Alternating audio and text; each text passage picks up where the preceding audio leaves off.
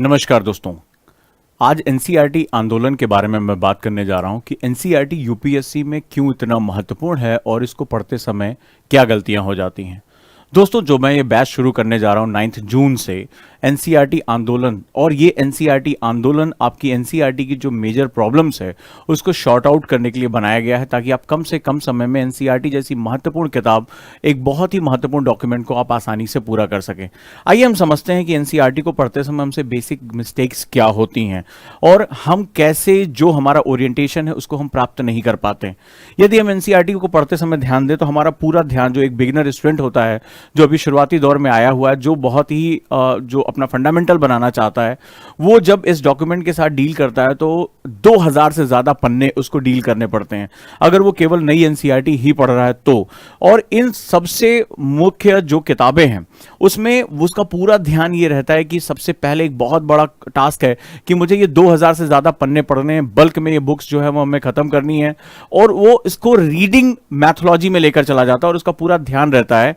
दो तरह की गलतियां होती हैं, एक या तो वो केवल सरसरी निगाह से पढ़ने की कोशिश करता है, 2000 से ज्यादा पन्ने पढ़ने में भी बहुत अच्छा खासा समय लगता है, और जब ये इससे गो थ्रू होता है तो उसकी हालत खराब हो चुकी होती है, वो काफी एग्जॉस्टेड और थका हुआ और डिसोरिएंटेड महसूस करता है कि उसने पढ़ने के बाद कुछ हासिल किया या नहीं किया। दूसरी गलती होती है जब हम स्टूडेंट शुरुआत करते हैं तो वहां पर वो बेसिक मैथोलॉजी के साथ चलना शुरू करते हैं, यानी उसके साथ तुरंत नोट्स बनाना शुरू करते हैं। नतीजा ये होता है कि उनकी जो ग्रोथ होती है, यानी कि जो उनकी किताबें पूरी करने का समय वो बहुत ज्यादा लगने लगता है। कुछ समय बाद उनको उलझन होने लगती है, 2-3 महीने का जब समय बीत जाता है तो उनको लगता है कि अभी तो मेरा एक ज्योग्राफी पूरी खत्म नहीं हो पाई, अभी तो हिस्ट्री, पॉलिटी ये सब बचा हुआ है। तो उनके अंदर एक बड़ी जो है अकुलाहट होती है और वो उसको छोड़ देते हैं जहां उनकी मेहनत हुई है, क्योंकि अभी और बुक्स पढ़नी है, मेंस की बुक्स पढ़नी है, जो मेजर बुक्स हैं वो पढ़नी है। तो उनको लगता है इसमें मेरा बहुत समय चला जा रहा है, और फिर वो क्या होता है कि वो आधे अधूरे प्रोजेक्ट को वहां छोड़ देते हैं। यकीन मानिए शायद ऐसा ही आपके साथ होता होगा। तो सबसे पहले हमें यह समझना पड़ेगा कि ये बहुत बल्क मटेरियल है और इसमें हमें अपने काम की चीजें, जो यूपीएससी की रिक्वायरमेंट है, उसको निकालना बहुत जरूरी होता है। ये हमारी दो गलतियां होती हैं, या तो हम केवल उसको रीडिंग करते हैं, गो थ्रू करते हैं, तो उसमें हमारा जो जिसे कहते हैं कॉन्सेप्ट, जो क्रक्स होता है वो हमसे छूट जाता है, या तो अगर हम स्लो एक एक करके नोट्स बनाना शुरू करते हैं तो हमारी स्पीड खत्म हो जाती है और थोड़े समय बाद हमें लगता है कि हम डिसोरिएंटेड हो चुके हैं और हम कभी अपनी मंजिल तक नहीं पहुंच पाएंगे। अब सवाल यह है, हम आगे देखते हैं कि दूसरी सबसे बड़ी गलती क्या होती है। यदि हम बात करें तो जब हम एनसीईआरटीज पढ़ रहे होते हैं तो हमें यह नहीं पता होता है कि यूपीएससी इसमें से क्या क्वेश्चन हमसे पूछने जा सकता है या इसको पजल बेस्ड क्वेश्चन में कैसे कन्वर्ट कर सकता है, यानी वो अलग अलग चैप्टर को जोड़कर एक इंटरडिसिप्लिनरी क्वेश्चन यानी अंतर विषय क्वेश्चन का वो निर्माण करता है। तो होता क्या है कि पढ़ते समय जो स्टूडेंट होता है वो जब इसकी फर्स्ट रीडिंग करता है या एनसीईआरटी पढ़ता है तो वो केवल इंफॉर्मेशन यानी सूचनाओं पर बहुत भरोसा करता है।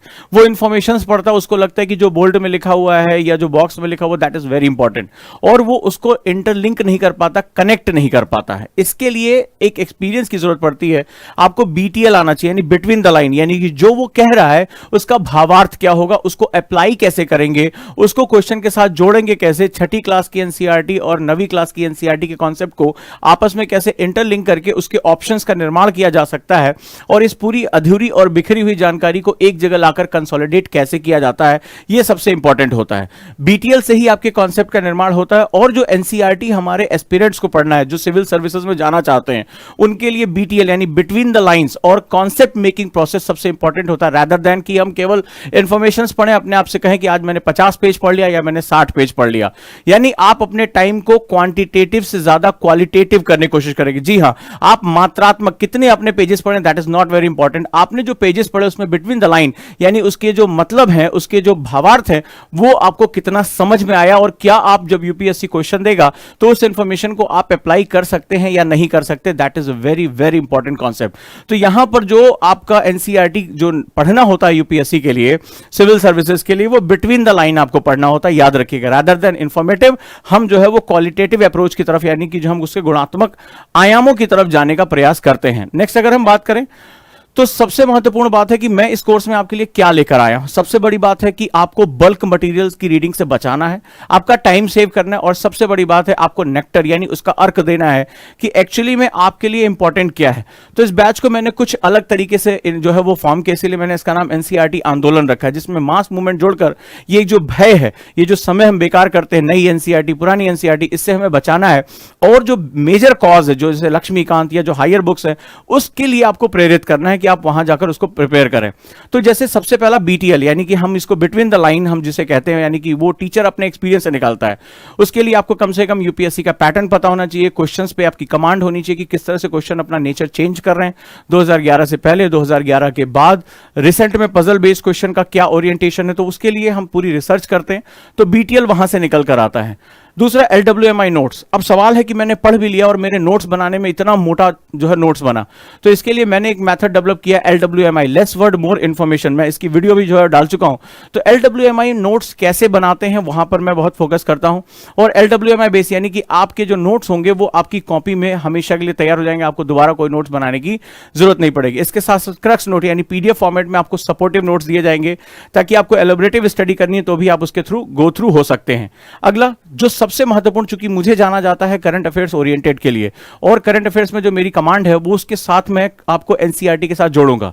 एनसीईआरटी चूंकि 2005 के फ्रेमवर्क पर बनाई गई है, तो उसमें बहुत सा अपडेटेड मटेरियल मिसिंग है, जो अभी आज के समय में 2021-2022 के लिए जो बहुत इंपॉर्टेंट हो सकता है वो पूरा तरह से मिसिंग है। तो चूंकि करंट अफेयर्स में मेरी एक कमांड है, बहुत सी नई चीजें हो रही है, बहुत सी नई चीजें आ रही हैं, तो मैं लगातार उसको जोड़ता चलता हूं। ये मेरा एक सबसे प्लस पॉइंट है। साथ ही साथ शुरू किया मैंने आंसर राइटिंग, यानी आप एनसीईआरटी को बेस बनाकर अपनी जो मेंस की आंसर राइटिंग है उसको भी कर सकते हैं। तो ये पूरा एक बोनेंजा है, पूरा एक आंदोलन है, पूरा एक महत्व है ये इंपॉर्टेंट, और यहां पर जो है वो आप चल सकते हैं। 9 जून से मैं ये बैच शुरू कर रहा हूं। आंदोलन में जिन्होंने अभी तक मूड नहीं बनाया वो जरूर इसके साथ जुड़े।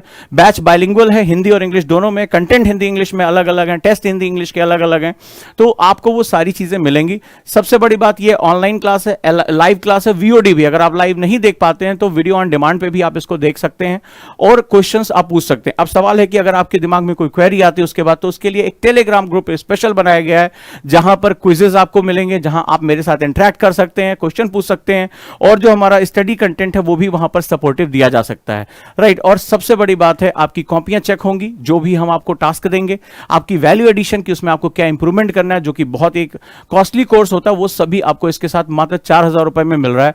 तो इसको मत छोड़िएगा। आप 9th जो है वो हमारा पहला क्लास है, डेमो क्लास है, आप सभी को वहां मिल सकती है, और आप इसमें जुड़कर आप एडमिशन ले सकते हैं। और ये आंदोलन मैं आपको समझता हूं कि बहुत ज्यादा समय बचाएगा, एनर्जी बचाएगा, आपको बहुत ओरिएंटेड करेगा। ये मौका फिर दोबारा इतनी जल्दी नहीं मिलने वाला है, तो आप इसको अच्छे से प्रिपेयर करिए। जो दिए गए नंबर हैं स्क्रीन पर, आप उनके साथ जुड़ सकते हैं, समझ सकते हैं, और काउंसलर से बात करके आप जो ये नंबर है इस पे अपनी सीट को बुक कर सकते हैं। याद रखिएगा, इसके पश्चात आप बहुत समय जो है लगाते हैं वो आपका समय बचेगा और आप बहुत ओरिएंटेड रहेंगे। जुड़े रहिए दोस्तों, और 9 तारीख से हम ये सफर शुरू करते हैं। आप 9-10 तक भी आप इसमें जो है इनरोल करा सकते हैं, और यहां से हम जो है वो पूरा अपना क्लास को शुरू करेंगे, साथ साथ चलेंगे, और ये सारी चीजों में जो मैंने आपको बताया वो आप बेनिफिटेड होंगे, गलतियां आपसे नहीं होंगी, और आपका जो समय बचेगा वो अपनी वैल्यू एडिशन के लिए आप लगा पाएंगे। धन्यवाद, जुड़े रहिए और दिए गए नंबर पर आप कॉल करिए।